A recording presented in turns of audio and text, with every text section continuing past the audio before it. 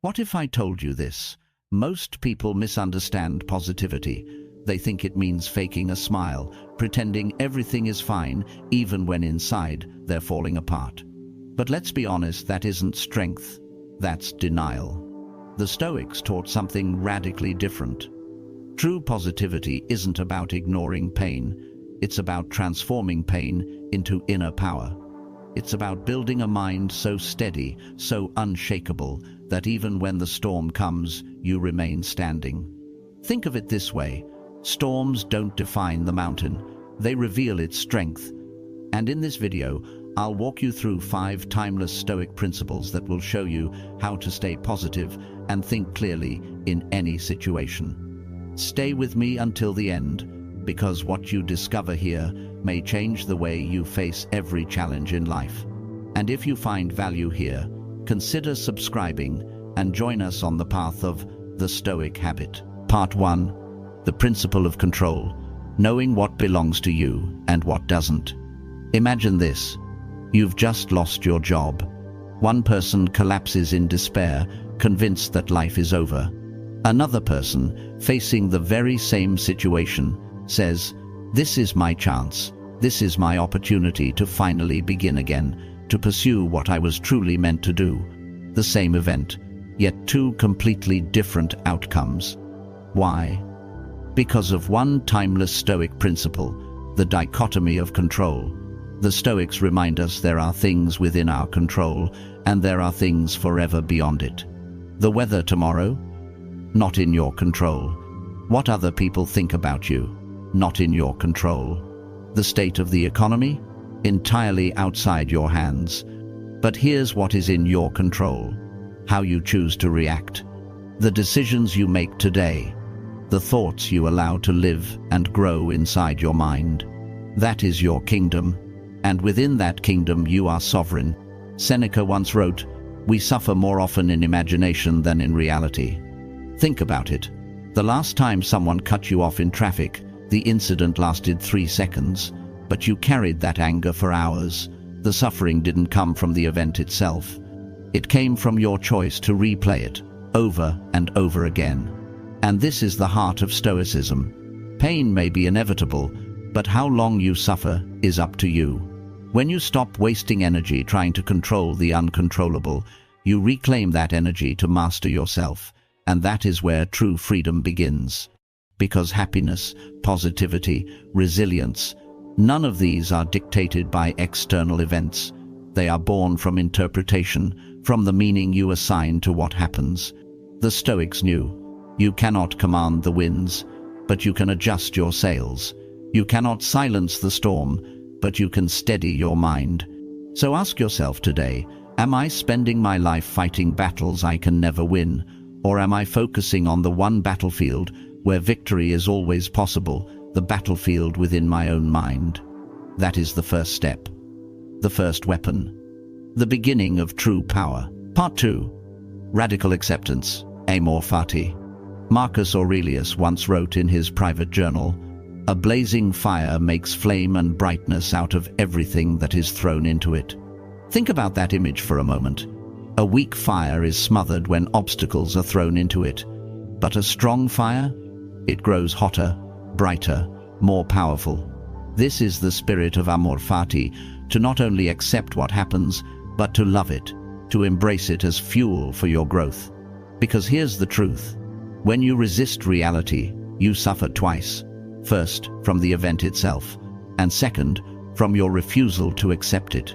But when you embrace reality, even the harshest blows, you transform suffering into strength.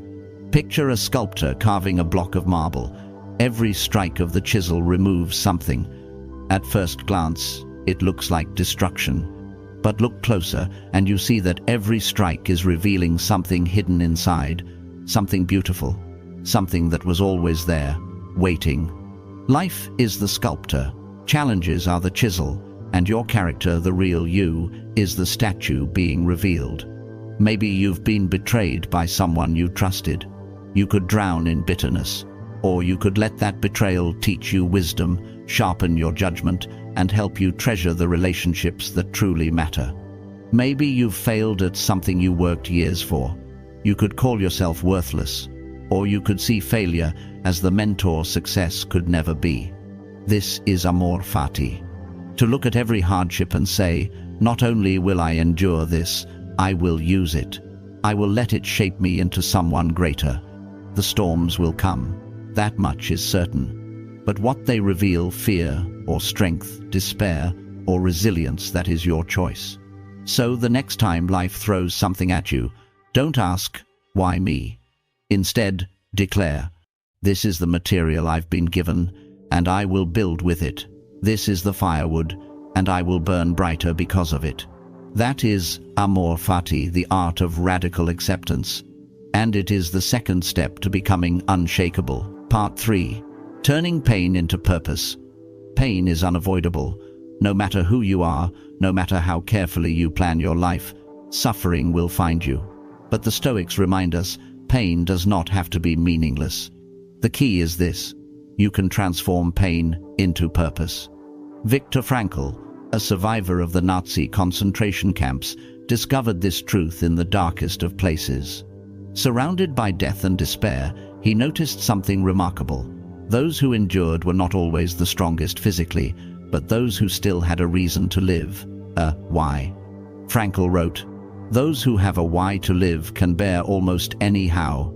That's the essence of Stoicism. When you give your suffering a purpose, it becomes fuel, not chains. Think of a soldier who loses a limb in battle. He could surrender to despair, or he could devote his life to helping other wounded veterans rebuild their lives. His pain becomes their hope. Think of a mother who loses her child.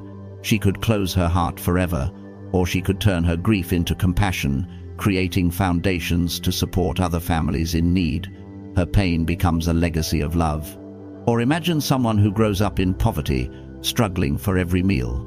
That same person might later dedicate their life to teaching financial literacy, helping the next generation escape the very chains they once wore. This is the Stoic transformation. Your greatest wounds can become your greatest service to the world. So the next time you are struck by hardship, ask yourself 2 questions. 1. How can this make me stronger? 2. How can my strength serve others? When you see your struggles not as punishments but as assignments, life changes. Suffering stops being something that isolates you. It becomes the bridge that connects you to humanity. And in that moment, your pain is no longer just yours. It is shared. It is given meaning. It is turned into purpose. That is the 3rd step to staying positive and clear-headed in every storm. Not just surviving pain, but using it. Part 4. Mastering your inner dialogue. Most people believe that negativity comes from the outside world, from cruel words, unfair situations, or painful betrayals. But the Stoics remind us that the real battle begins inside. Seneca once said, "We suffer more in imagination than in reality." Think about how true that is. How many nights have you lain awake, torturing yourself with fears that never came true? How many times have you created storms in your mind, far greater than the reality outside? Your inner voice can be your prison or your sanctuary, and you alone decide which it will be. The truth is, the words you speak to yourself every day shape the person you become. Tell yourself you're weak, and you'll act weaker. Tell yourself you're doomed, and you'll stop fighting. But tell yourself you are capable, that obstacles are opportunities, that setbacks are teachers, and you'll begin to rise. This is the Stoic practice of mastering inner dialogue. Instead of saying, "This is impossible," learn to say, "This is difficult, but not beyond me." Instead of, "They control my life," say, "I cannot control them, but I always control myself." Instead of, "This obstacle has stopped me," remind yourself, "What stands in the way becomes the way." Athletes know this secret well. Before stepping into the arena, they don't just train their bodies, they train their minds. They tell themselves, "I'm ready, I've prepared, I can handle this moment." And because they believe it, they rise to meet the challenge. Life works the same way. If you don't master the conversation happening inside your head, No amount of external motivation will save you. So, speak to yourself the way you would speak to a dear friend, with honesty, with compassion, but also with strength.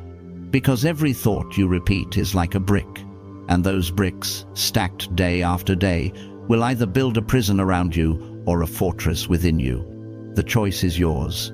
That is the fourth step, to master your inner dialogue and to create a mind that cannot be broken from within. Part 5. Anchoring yourself in gratitude. No matter how dark life becomes, no matter how heavy the storm feels, there is always one anchor that can steady you: gratitude. Marcus Aurelius began many of his mornings with a simple reflection. When you arise in the morning, think of what a precious privilege it is to be alive, to breathe, to think, to enjoy, to love. Gratitude does not deny pain. It doesn't erase loss, but it balances them. Like sunlight breaking through clouds, it reminds you of what still remains when everything else feels uncertain. Modern science has confirmed what the Stoics knew centuries ago. Keeping a gratitude journal, listing even 3 small things you're thankful for each day, rewires the brain. It shifts your focus from scarcity to abundance, from despair to possibility. Think of someone who has lost a loved one. In their grief, they can still choose to be grateful for the years they shared, the memories that can never be taken away. Think of a person fighting illness. They can still be grateful for the strength to fight one more day, for the people standing beside them. Even in failure there is gratitude, because failure teaches lessons that success never could. Gratitude transforms perspective. Instead of saying, "Why me?" you begin to ask, "What can I still learn? What can I still cherish? What remains that I have overlooked?" This is why the Stoics practiced gratitude daily, not as a shallow exercise, but as a weapon against despair. Because when you anchor yourself in gratitude, storms lose their power to sweep you away.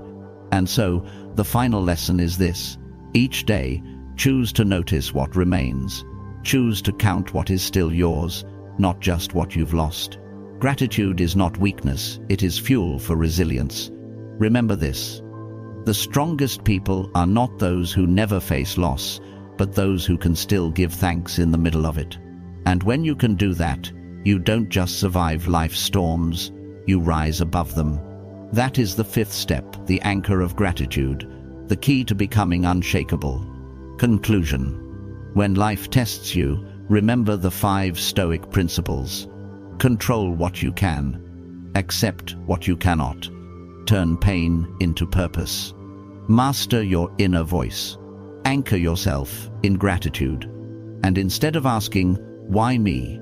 stand tall, look at the challenge, and declare, "This is my chance to rise. This is my moment to be unbreakable." That is true Stoic positivity, not blind hope, but strength that never collapses. If this message speaks to you, subscribe and walk this journey with us. And write in the comments, "I choose to rise."